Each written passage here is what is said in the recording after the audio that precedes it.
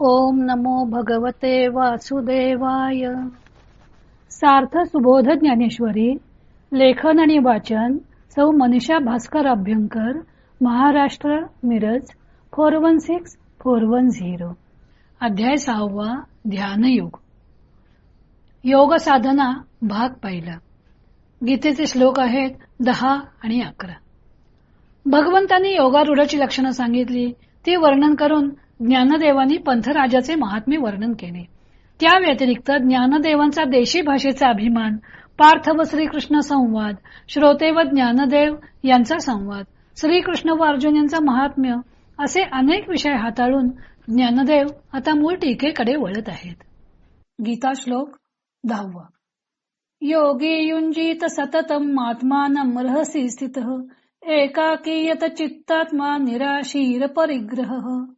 अंतःकरण व देह यांचे संयमन करून निरीच्य बनून अद्वैतानुभव आल्यामुळे एकाकी व अर्थात अपरिग्रह झालेला योगी एकांतात नेहमी आत्मानुभवात तल्लीन असतो. तो आत्मरूप बनलेला एकाकी सहजच अपरिग्रही होतो. श्लोक 11. शुचोदेशे प्रतिष्ठाप्य स्थिर मानसमात्मनः नात्युच्छ्रितम नाति नीचम चैलाजिनकुशोत्तरम. शुद्ध अशा स्थानी अति उंच नाही, अति सखल नाही असे दर्भावर अजिन म्हणजे मृगादिकांचे चर्म व त्यावर वस्त्र ठेवलेले असे आपले स्थिर आसन स्थापन करून भगवंतांनी 9व्या श्लोकापर्यंत योगारूढाची लक्षणे सांगितली. त्यानंतर 10 ते 15 या 6 श्लोकात योग साधना कशी करावी त्याचे दिग्दर्शन केलेले आहे. 10व्या श्लोकात भगवंत सांगतात की योग्याने साधना करण्यासाठी प्रथम वासनारहित म्हणजे निराशी, संग्रहरहित होऊन मन व बुद्धी यांचा निग्रह करून म्हणजे यतचित्तात्मा एकट्याने एकांतात अंतःकरण ध्यानामध्ये स्थिर करावे.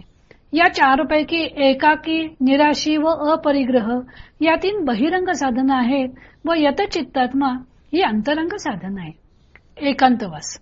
आता या अभ्यासासाठी कोणत्या अटी भगवंतांनी सांगितल्या आहेत तर त्या योग्याने एकट्याने एकांत स्थानी बसावे, जनसंपर्कापासून दूर असावे म्हणजे साधनेत विक्षेप येणार नाही. तेव्हा ध्यान साधनेसाठी एकांतवास आवश्यक आहे. एकापेक्षा जास्त लोक एकत्र आले की बोलणे, चालणे व अनेक प्रकारच्या इंद्रियजन्य व्यापारामध्ये मनुष्य संयुक्त होतो. त्यामुळे ध्यानधारणेमध्ये प्रतिबंध निर्माण होतो. तेव्हा ध्यान साधना ही एकट्याने करायची आहे. स्वतः व्यतिरिक्त तिथे अन्य कोणी असू नये. हा झाला एकांतवासाचा एक अर्थ. एकांतवास म्हणजे फक्त जंगलात किंवा गुहेतच केला जातो असं नाही. एकांतवासाचा खरा अर्थ आहे की विषय वासनांच्या पासून मन विमुख करणे आणि जो एक आहे म्हणजे जे एक आत्मरूप आहे त्याचाही अंत करणे म्हणजे ते ब्रह्मस्वरूपात मिळवून टाकणे. आणि ही गोष्ट मन विषयांपासून विमुख केल्याशिवाय साध्य होणार नाही. वनात जाऊन वनितेचे चिंतन केले तर तो पुन्हा उलथून संसारात पडल्यासारखाच होतं. दुसरी गोष्ट सांगितली आहे निराशी. योगाभ्यास करणारा साधक हा निराशी हवा. सर्वाभ्य आशीर्भ्य विषय भोगाशाभ्य तीव्र मोक्षेच्छा वैराग्याभ्याम निर्गत यह सहा निराशी. सर्व प्रकारच्या विषयोपभोगांपासून निवृत्त व तीव्र वैराग्य प्राप्त झालेला मनुष्य हा निराशी आहे. अपरिग्रह. अपरिग्रह म्हणजे अनावश्यक गोष्टींची जमवाजम. मनुष्य असंख्य अनावश्यक गोष्टी जमवत राहतो व त्यांचे रक्षण करण्यात आयुष्य खर्ची घालतो. त्यामुळे सतत भीती, विक्षेप निर्माण होत असतो. मन चिंताग्रस्त होऊन जाते.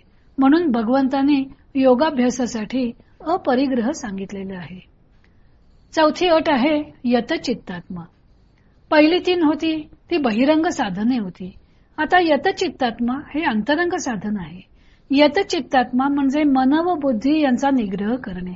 मन आणि बुद्धीचा निग्रह केला की आपोआपच विषय वासनांमधून मुक्त होता येतं. कोणताही योग, मग तो ध्यानयोग असो वा भक्तियोग असो वा कर्मयोग असो, प्रत्येक मार्गातच इंद्रिय निग्रह साधणे हे आवश्यक आहे. इंद्रिय निग्रह हा चित्ताची एकाग्रता साधण्यास सहाय्यकारी होतो. इंद्रिय निग्रह करावायचा म्हणजे सर्व कामनांपासून, विषयांपासून दूर राहायचं. कामनाच मनुष्याचे जीवन गढूळ करत असतात. कामनांचा त्याग केला की चित्त शुद्ध व्हायला लागते कारण कामनाच चित्त मलिन करत असतात. विषयासक्ती कमी झाली की हळूहळू रागद्वेषांचे परिणाम कमी होत जातात. जोपर्यंत विषयासक्ती प्रबळ असते तोपर्यंत मनुष्य त्या कामना पूर्ण करून घेण्याच्या मागे लागलेला असतो. मग एक कामना पूर्ण झाली की दुसरी झाली की तिसरी, आणि त्या पूर्तीमध्ये अडथळा आला की क्रोध, नैराश्य, असूया इत्यादी भावना मनात निर्माण होऊन चित्त अशुद्ध होत असतं. पण विषयांचा त्याग केला की चित्त मलिन होण्याचे मूळ कारणच नाहीसे केल्यासारखे होते. चित्त जर सतत विषयांचे चिंतन करत राहील तर मग ते कधी आत्मानंदात तल्लीन होणार नाही. पण चित्त शुद्ध झाले तर तेच अंतर्मुख होऊन चिंतनशील होते. चिंतन करणे, मनन करणे हा मनाचा धर्मच आहे. आता विषयांचे चिंतन सुटले तर कशाचे चिंतन करणार? तर आता ब्रह्माचे, स्वरूपाचे चिंतन करायचे. पुढच्या श्लोकात प्रत्यक्ष ध्यानासाठी आसन कसे असावे त्याचे भगवंतांनी दिग्दर्शन केलेले आहे.